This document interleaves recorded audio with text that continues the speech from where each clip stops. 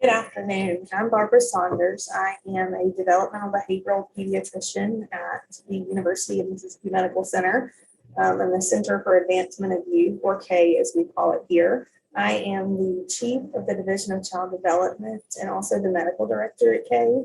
And I also serve as the executive director for the University of Mississippi Medical Center's Center of Excellence in Developmental Outcomes Research. I have one extra role that is not listed in my signature line, and that is being the mom of a now 17-year-old young man with a very rare genetic disorder. And so I really enjoy giving talks to groups of every type about developmental outcomes because I feel like I bring a unique perspective, and that's a dual perspective of both a physician and a parent. So I have no relevant financial disclosures today. And the objectives are very straightforward. First, we will discuss barriers to parental engagement in the NICU. Secondly, we will discuss the impact of parental engagement in the NICU on the developmental outcomes of their babies. And then lastly, we will discuss ways to improve and increase parental engagement in the NICU. That will also include a note on how to help engagement during the COVID-19 pandemic, as that is something we are all dealing with right now. So we'll start with some barriers to parental engagement. There have been in multiple studies some demographic factors that are associated with lower parental engagement. Younger parental age, mother more than father, but both African American parents tend to have lower engagement than Caucasian parents. Parents who have public insurance or who are unemployed are also have lower rates of engagement, as do unmarried parents. Multiparous mothers are also less likely to have high rates of engagement compared to first-time moms. But increased medical severity is a barrier to families and their engagement with their baby for a couple of different reasons. In general, the more severe the medical issues of the child are, the less likely the parent is to be present in the unit. There's also less holding and less skin-to-skin contact. In the babies who have significant medical severity, this is probably due to a combination of medical necessity and the treatments or care that that child is receiving don't facilitate holding and skin to skin, but also that parents might just feel less confident in their ability to care for this baby right now. Most parents whose babies are admitted to the NICU don't plan on that happening. There obviously are some cases where something is diagnosed prenatally and the parents are well aware the baby will be going straight to the NICU, but for most parents, they don't plan for that. They don't expect it. And so when they expect to have a healthy baby full term who just needs typical newborn care and then something very different happens, that can really kill a parent's confidence. And when they see their baby hooked up to all the monitors, and if they have lines or a vent tube or even just an NG tube or a nasal cannula, that can be enough to make them feel like they don't know what they're doing. And so when some parents feel that way, they withdraw and they're not as engaged. So Zosh and her colleagues looked at this, specifically looking at neuro comorbidities as well as surgical history. And what they found were that babies who did not have any significant neurologic comorbidities, their parents were present almost 2 times more than the babies who did have significant neurologic comorbidities. They also found that while the frequency of visitation for babies who did or did not have a surgical history wasn't very different, there was a difference in the duration of those visits. And so babies with a surgical history, their parents were present for less time per visit than babies who did not have surgery. My thoughts on this are primarily that the babies who are post-op have more bandages, potentially tubes and other things that might limit the way a parent can engage with their baby while they're there. The babies also might be in pain or irritable from the surgery, and that can be hard for parents to watch. And so again, some parents, if they're uncomfortable or feeling unsure of themselves or just sad by seeing their baby hurt, they may cut the visit shorter than they had originally planned. So parental stress is a very big barrier to having a baby in the NICU. And having a baby in the NICU can cause increased parental stress. So it's kind of a vicious cycle. But we know that parental stress, anxiety, depression, those types of things can have a negative impact on not only the parent showing up at all, but how they engage with their babies when they are present in the NICU. And along those same lines, lack of social support can make it really hard for parents to engage. So Pineda, in his study, they found that parents who had outside family members or very close friends who were involved in the care of their babies while they were in the NICU, they were more engaged than parents who did not have that social support system in place. And I know that right now with COVID-19 and visitor restriction policies, that no family has extra family in the NICU helping them care for their baby. But when this was something that was able to be done, it really helped the parents be present and more engaged when they were present.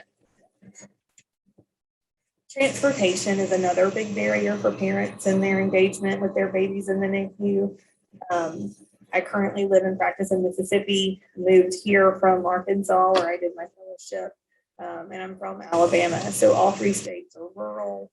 Mississippi has one children's hospital for the entire state. Alabama has two, and Arkansas has one with kind of a satellite campus. And so in states like ours, where there's one children's hospital or maybe one tertiary care NICU, and the state's very rural, and parents may have to drive 2 or 3 or 4 hours to get to the hospital. And if they don't have a car at all, then that's not possible. They may not have the money for gas or to pay their friend to drive them or for a bus ticket. And then if they're able to get Medicaid transportation, that's not always reliable. So that may not always work for families either. And then the other important thing to think about for families who do have a car and have gas money and are able to get to the hospital is the parking fees. Depending on how long a parent is there, they may wind up paying $20 or $25 for a day's worth of parking. And when your baby's in the unit for even 2 weeks, I mean, that's a lot of money for some families and can prevent them from being able to visit. Another really big barrier that I'll try not to get on my soapbox about is inadequate parental leave. When I was preparing for this talk and looking at the studies and seeing these studies out of Europe where parents get incredible parent leave when they have babies, the rates of visitation is just unreal different. Like in Europe, most of the studies showed parents were visiting 6 to 7 times a day. In some units, parents had to be present 24/7. And while obviously that's not always feasible, when it is, it's really nice for the babies and for the parents. But here in the States, we don't have guaranteed parental leave. Even with FMLA, that's not always paid. So depending on what the parent, the mom and or the dad, what their leave is, what they have accrued, that can really impact their ability to visit their baby. Some parents might have decent leave, but feel the need to return to work early because they know they're going to be getting really big bills from the child's NICU care. And then some parents have even returned to work while the baby's in the hospital so that they can save their maternity or paternity leave and use it when their child has been discharged and they can spend time together at home. Childcare is another big barrier. As we talked about very early on in this talk, that multiparous moms have lower rates of engagement, and that's almost always related to childcare. So Zosh and her colleagues found that if a parent had more than one child at home already, then they were present 60% less often than a parent with no children or only one child at home before this baby, who is now in the NICU, was born. And then lastly, children in state custody. Obviously, this makes visitation hard. If the parents' rights have been removed fully or they have no visitation rights, clearly they're not going to be there and not going to be engaged. If visitation is allowed, but it has to be supervised, then that's going to be limited to when the supervisor can be there. And so even when a parent has visitation rights, it's very unlikely that they will be able to be present and engaged as the same amount and the same frequency as a parent whose child is not in state custody. So why does any of this matter? Why are these barriers so important? Because we know the impact they can have on a baby's development and their medical outcomes. Reynolds found that the lack of decreased parental engagement in the NICU can lead to these things that are not great: hypertonia, more stress for the baby, and then post-NICU discharge and on into childhood and adolescence, we even see higher rates of attachment disorders and behavioral and emotional problems. And so the impact of the parental engagement is so important. And when it's not there, you guys can see these things that may occur both now and in the future. So let's talk about how parental engagement impacts development. We know that parental engagement impacts language development a lot. Maternal voice has a very important impact on development. We know that by 34 weeks gestation, a fetus recognizes his or her mother's voice. And that is a very important thing for language development. Obviously, a baby born prematurely is going to have less in utero exposure to mom's voice. And then that lack of exposure, coupled with lack of exposure right after birth, because of all of the care they're receiving or potentially the care their mom is receiving, that actually impacts auditory brain development as well as childhood language down the road. So that's why trying to get mamas and babies connected back together as soon as possible is so important. We know that it's the quality and the quantity of language exposure that impacts both language attainment and later outcomes. And so we want babies to be exposed to as much of mama and daddy's voices as they possibly can, as early as they possibly can.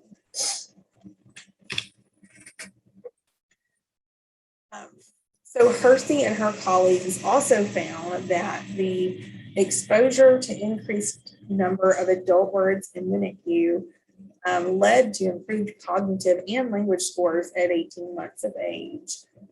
They use different developmental measures to look at these scores, and we know language and cognition are very intertwined, so that's not surprising, but it goes to show that it's important for babies just to hear words. When we are taking care of our families here at K and seeing families, especially new families whose children have, significant language impairments, we tell them to shower their child with words, that the more words they hear, the more likely they are to speak. And the words that they say are most likely to be words that they hear the most or that are the most meaningful for them. And so these babies need to hear words just poured over them all of the time.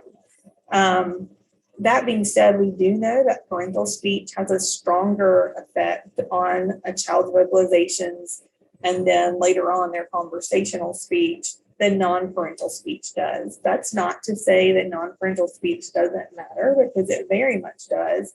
It's just that parental speech has a larger impact than that from someone who is not mom or dad. Parentese speech, that's the kind of high-pitched, sing-songing talk that we all say to our babies, who's mama's baby, or oh, sweet boy, those kinds of things, believe it or not, are associated with improved concurrent speech and future word production. when I say concurrent speech and we're talking about babies in the NICU, that may sound kind of strange, but at that point, what we're talking about is just the sounds and vocalizations one would expect a baby of that age to make. And then, of course, later on, actual speech and word production. So parents just being present and or holding their children, we see improvement in neurobehavioral outcomes at term equivalent age. And Pineda and his colleagues did developmental assessments on the babies just before NICU discharge, and that's how they determined the improvement in the outcomes. Not only was there improvement in general neurobehavioral outcomes, but specifically there's improvement in attachment. And attachment is very important. Maternal baby attachment is actually a key factor in the later mental development of a child as they get older. And so when poor attachment or no attachment is there, then that child is at a significantly increased risk to have mental health problems as they get older. And since children who are born and have to go to the NICU are just already at an increased risk of developmental and behavioral problems, anything that can be done to promote attachment should be done, because that will help offset a little, at least, that risk of having problems as they get older. So skin to skin contact is associated with some pretty significant medical things as well as developmental outcomes. So in babies who get more skin to skin, we see decreased acute pain responses. We see better temperature regulation and lower hypothermia rates. Weight gain and growth tend to be better. And then these babies often are discharged from the NICU earlier than babies who have similar characteristics without having as much skin-to-skin contact with a parent. And as we all know, hospital discharge is an important thing. It shows that we provided good care, but it also reflects well on our hospital system and our institution. And they like it when we can get people out earlier and faster. And so doing these things is one way to help do that. But post NICU, we see improved development, we see improved cognitive outcomes and parent-child interactions, as we discussed. That is, we see those interactions improve when there's good attachment early on. So this table comes from Pineda's study, and it looks at any holding and then holding in the arms and then holding skin to skin. And what it shows is what we've been talking about. We see that babies with higher rates of any parent holding and then with holding in the arms and skin to skin, with those categories, we see increasing rates of the positive outcomes of being closer to age equivalent at the term equivalent age before discharge. We see better scores in gross and fine motor on the ASQ, or the Ages and Stages questionnaire. We see better Dubelet scores at birth in these babies, or age equivalent Dubelet scores with these babies. And we see the reflexes to be more appropriate, and those that should go away do go away in a more appropriate fashion than in babies who don't get as much holding or skin to skin.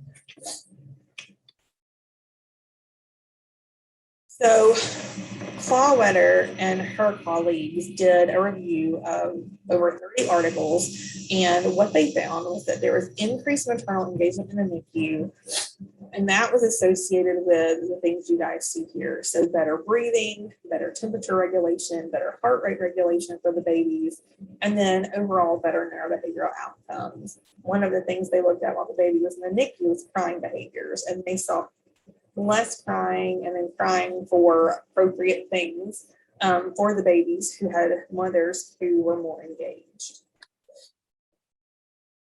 They found that increased holding in the arms or without skin to skin helped with reflex development, decreased asymmetry, and helped improve gross and fine motor development. And then the babies with more skin to skin, they saw very similar factors, or very similar outcomes, including improved reflex development, decreased asymmetry, and improved gross motor development. So with skin to skin, they did see improvement in fine motor development, but after controlling for the appropriate factors, it was not clinically significant. And so that's why with this specific study, the skin to skin can only be related to improved gross motor development. So this is a table from a study by Reynolds and colleagues out of the Journal of Periodontology. And it looks at the association between parent visitation and early neurobehavior, and then holding and skin to skin and neurobehavior. And it just shows very similar things as the data that I presented from Pineda's study, that the quality of movements is better in these babies. We see less hypotonia, less irritability and arousability. And then with holding, again, very similar things. So just the parent being there makes a big difference. But then the physical touch of the parent is also very, very important. And then with skin to skin, we can see similar results here as well. So high maternal engagement also improves things like the provision of breast milk, which we all know is ideal for babies. It is what we wish all babies got, but not all babies do, and that's okay. But we see better weight gain. We see stress levels for the babies be lower, as evidenced by looking at their vitals, things like heart rate, respiratory rate, and other things. And then, as mentioned before, when we do developmental outcome measures at older ages, in this case 18 to 24 months, we have better outcomes when the mom is more engaged. When the parents are present for longer times, or when the visits are longer, we also see neurobehavioral and motor outcomes better in babies even younger than 32 weeks, which is significant to think about, because those are the babies who are going to be there the longest, probably. And so the more the parents can be there and the longer those visits can be, the more likely it is that their presence and their engagement will improve their child's neurodevelopmental outcomes. So Lockba and colleagues found that daily visits by the mom were associated with decreased behavioral and emotional problems in children at 7 years of age. And impressively, they found that the impact of the mom being there and engaged in the unit was more impactful than the baby's gestational age, birth weight, or the medical risks that the baby had. And so that shows how profound the mom and dad, but in this case, mom's presence and engagement with her baby, how profound the impact really can be. They also found that frequent parental visits were a really good marker for normal development later on in life in regards to that child's mental health. And again, I think that goes back to the attachment for families who are able to be there long-term, regularly, and for longer visits. The attachment is just more likely to be there and to be good, and that's going to help with the mental health outcomes later on for these kiddos. So this table is from a different study, but it looks at the similar outcomes that I was just speaking about the frequency of the parental visits and the the behavioral and emotional outcomes of these children when they're older. So when you look at this graph, you see along the bottom, mom and dad, and then along the left-hand side, the left axis is the number of children. So the light gray part of the bars is children who scores on the child behavioral checklist, which is a rating scale that looks at emotional and behavioral symptoms in children. So the light gray bars are kids whose scores were in the normal range, which means no significant behavior or emotional issues were reported. And then the black part of the bar are the borderline or clinical, which means those are the kids who are either borderline or truly in the clinically significant range for different behavioral and emotional problems. And you can see that the more the parents were present, the less likely these kids were to have clinically significant behavioral or emotional disturbances when they were older. So how can we increase parental engagement in the NICU? We know it's important. We know what prevents it. How do we make it better? One very simple thing is to improve the communication between the parent and the clinician. This is huge. We all know that communication can make or break a relationship. It can make or break a surgical case. It can make or break an outcome for a baby. And so we need to be sure that we offer frequent updates to families. And we need to speak in clear language that is not full of medical jargon. And it's really important to pause periodically and just confirm the parents understand what you're telling them and then give them a chance to ask a question. I sometimes find myself giving parents lots of information when we're doing our wrap up after a developmental evaluation visit. Rule out autism is the most common thing. And I realized, oh my gosh, I've been talking to this mom for 10 minutes. And if she had a question, she's probably forgotten it. So pausing allows us to confirm that parents are receiving and understanding the information we're giving them, but also gives them a chance to ask the question in the moment so they don't forget it later on. And we really, really need to be compassionate and empathic. And it can be hard to do so, especially for difficult parents. But I think it's really important that we do our very best to be compassionate parents, especially right now. With the pandemic, it has been hard on everybody. I can't imagine how hard it is on you guys who practice in the hospital. I feel like I'm in a little bit of a protected zone being in an ambulatory setting. And compassion fatigue is legit. It is a real thing, and it's easy to let that creep in. And so we just have to do our best to combat that when we're engaging with these families. It's also important to have sensitive conversations in a place that's quiet and distraction free. So we need to have these discussions with families in a place where there's not a lot of other noise, there's not a lot of other people, so that we can make sure that we communicate effectively. And when restrictions are not present as far as visitation goes, if a family asks that a grandparent or a pastor or a brother, their adult brother or sister be present, it's important that we allow that to happen. And that's important because if the parent feels more supported, they will feel less stressed. If they're less stressed, they will be able to hear and receive what you're telling them, eat more easily, and they should hopefully be able to communicate their concerns and questions to you more effectively. The more stressed they are, the harder that is. And so with COVID removed in a typical, if that ever happens again, in a typical setting, if having a pastor or a spouse or a grandparent or whoever present will help that family, it's important that we allow that to happen.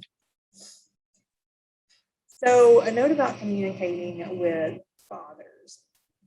Amy Johnson, who is a doctoral level nurse with a lot of NICU experience, wrote a short paper on how to better engage fathers. And what she noticed was that fathers really wanted to be involved from the get-go. They wanted to feel involved in all aspects of care, and that they needed more information about more things more often. And so her recommendations included facilitating really meaningful opportunities for dad to be engaged as early as in the delivery room, if that's possible. Also recommended was providing frequent updates with very clear, concise information, but on all aspects of that baby's care. The fathers that she interviewed wanted information on everything, not just whatever the major medical issue of the day was, seizures or neck or sepsis or apnea. So they wanted to know it all. And then she recommended having dads be engaged in the hands-on aspects of care, things like diaper changes, feeds, changing their clothes, things like that, because as the father got more used to that, they were more relaxed at the bedside and were able to engage more with their babies. So this is a hard one because most of us as physicians like to have control, but giving parents as much control as possible is another great way to improve engagement. So if we can ensure that the babies visit with their moms within a few hours of birth, that is definitely what I would recommend. Outside of the COVID restrictions, when hopefully there's not a pandemic anymore, unrestricted access to the NICU for parents, at least for the biological parents or adoptive parents if the child has been adopted, is a necessity. Parents can't be limited to 2 hours here or 4 hours here. It's just not conducive to real life. And these kids need their parents there as often as they can be for as long as they can be. And having unrestricted access to the NICU is one really good way to have that, to help that happen. Having in-unit rooms or lodging for the parents, not necessarily in the NICU with the baby, if that's not possible, but just in the hospital, if that's possible, so that parents aren't having to go back and forth. Or for hospitals who aren't able to offer that, if they can offer reduced rates or even free hotel rooms, that can also really help parents who live farther away remain engaged, especially as the care goes on or is maybe more prolonged than was initially thought. And then again, back to the parking, if parking can be free or provided at a reduced rate, that's also going to help parents be able to be there more frequently and for longer periods of time when they're there. Single family rooms. So this is something I've noticed a lot of units going to in our new children's hospital tower that opened, oh gosh, maybe, 6 months ago or so. Our new NICU and PICU in the tower have single family rooms. And so this obviously gives families more privacy. It allows for a place for a parent to sleep, whether it's in a small bed or a recliner or one of those lovely little like couch things that pulls out to a bed-ish type device. Anyway, it allows the families to be there and to have more privacy, which helps a lot with the initiation and maintenance of breastfeeding. And it's just more conducive overall to family-centered care, which is a way that a lot of units and a lot of hospitals are really trying to push their providers to do, and rightly so. I mean, family-centered care is definitely the way to go. So parents of infants who are in single-family rooms, they were present more hours of their NICU stay than babies who were present in open bay areas, and that makes sense. They, like I said, they have more privacy. They probably feel more comfortable. They may not be distracted or distressed by the things that might be occurring with some of the other babies in the unit.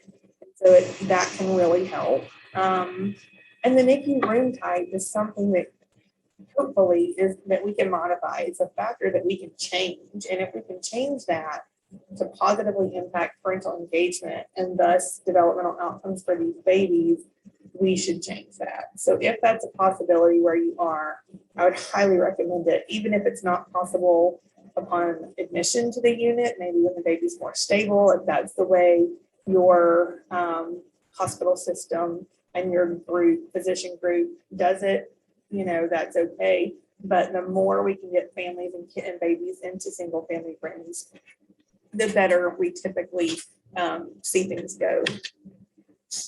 Peer-to-peer mentoring is another really important thing. This is when you have a parent who is trained and who has had a baby in the NICU before, mentor a parent whose child is currently in the NICU. Having this peer monitoring or mentoring, this peer mentoring can really help increase parental empowerment. They have someone they can lean on and ask questions to. They have someone who can just help support them when they need it. And so having this mentorship actually has been shown to increase rates of parental visits. And as I said earlier, that more parent visits can sometimes lead to a shorter length of stay in the unit. So Typically a peer-to-peer mentoring thing should be something that's free. So the only cost to the hospital would be, training and then what probably background checks and things like that, because I would assume it would go through something like your volunteer services department, but it can be something that's really, really helpful. And just it can decrease parental stress and anxiety and depression, which we talked about at the beginning is one of the big barriers to parental engagement. So primary nursing, this is another important thing that can be done. And a lot of you guys might be doing this already, but when a child's admitted, the nurse that admits that child commits to care for that baby every time he or she is at work. This provides continuity of care. That continuity helps families feel more comfortable with the care their babies are receiving. It definitely improves communication between the family and the care team. And so overall, it just really helps families feel more comfortable and be able to be more engaged. And while I wasn't a baby in the NICU, I was in the hospital for 9 days post op from my C-section with my second child, and was lucky enough to have the same nurse for, I think, 4 days that I was there. And it really does make a difference. You learn that person and you feel more connected to them, and like you can communicate with them more easily. And so if I felt that way, as a mid to late 20s, almost doctor, I was a month from graduating from medical school.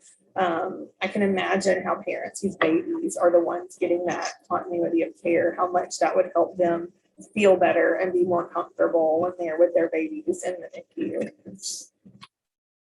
So in the absence of high parental engagement, having something like a cuddler program can be really helpful. Typically, a cuddler program is done through volunteer services, and they have volunteers who are trained who can come in and hold babies, sing to them, read to them, talk to them, and engage with them in ways that their parents would if their parents were there. The cuddler program that Hersey and her colleagues looked at actually showed an immediate impact on the health status of the baby. They were vital signs stabilized more quickly, better weight gain, better feeding, all of those things. But they also showed impact later on the child's developmental outcomes. So a note about parental engagement in the NICU during the COVID-19 pandemic. Obviously, nothing is normal. Nothing is the same. Honestly, I'm not sure if it ever will be. I hope it will be. I'm just not sure it will. And so parental engagement is a little different now. And I included this entire quote because I felt like it was really important to say. So Murray Swanson said that such limitations, speaking about visitation limitations for parents in the NICU, such limitations do not come without repercussions. For example, a parent absent from the bedside of a neonate may have consequences we cannot anticipate, especially for their developmental potential. And so I think while we are all so focused on not getting COVID and the babies not getting COVID and just keeping them medically healthy, which is very, very important, don't get me wrong. I think that we sometimes forget about these other things that are going to make huge differences over the life of this child. And so while, yes, we need to focus on keeping these babies healthy and not getting COVID, we also need to remember that what we do now impacts their future. And so we have to be careful about doing what we can to protect their development over time. So parental stress, as we talked about, can be a barrier to engagement. And when parents aren't engaged, we can see poor developmental outcomes. So we all know that stress has increased significantly for everybody during the pandemic. Children, adults, of any age or race or gender or anything. Like, I haven't met a single person who is not more stressed out now than they were before March of 2020. And so because the pandemic has increased stress, and then having a baby in the unit increases stress, we need to do what we can to help decrease stress. There are parents who actually get diagnosed with PTSD after their babies are put in the unit. And so when things are that stressful, we need to do what we can to help limit that and support those parents so they can be as engaged as possible. And one way to really engage people is web-based video conferencing and virtual visits. So this is something everyone can do. My 17-year-old with severe intellectual disability and a rare genetic disorder can FaceTime his grandmother. So anyone can do this. It is cheap, if not free, and it's a great way to help parents.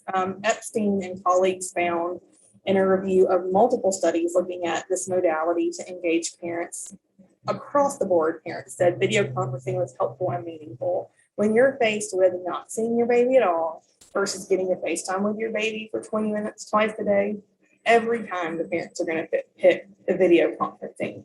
So that's an easy, simple way to engage parents. If at all possible, to have this done in real time is the best thing to do.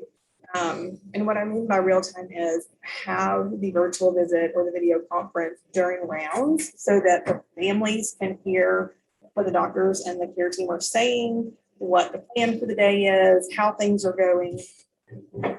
This will allow parents to feel more connected to their baby and to their care team, and also allow them to answer questions, which hopefully, while it might increase a little bit how long rounds take, it should decrease your time overall because you're not having to call families back with all these questions that they thought about after the nurse called them and told them what you said.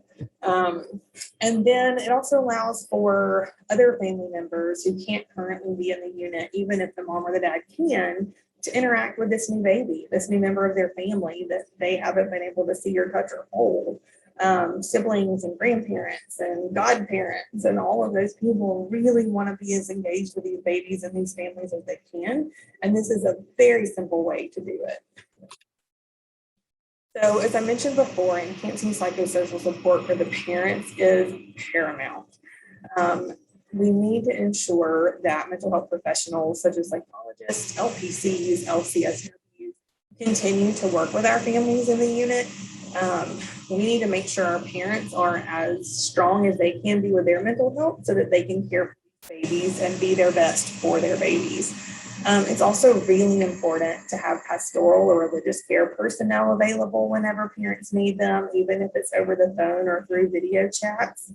And then just making sure that palliative care or ethics committees or other services that might be needed continue to be available when those services would be appropriate and are necessary. And then we just want to make sure too that we're not forgetting about the babies themselves. We need to make sure that we increase support for them during this time. If needed, having the Nicu care team provide the care in regard to engagement that a parent would provide if they were there is definitely important.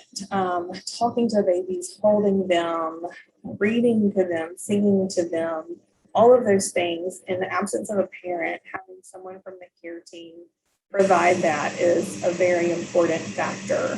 And then just ensuring we're doing everything we can to help these kids be supported developmentally now in the unit and then as they go home. And so that means we need to make sure that PT, OT, speech, nutrition, all of those services that a lot of these children utilize in the unit, that they continue to provide support.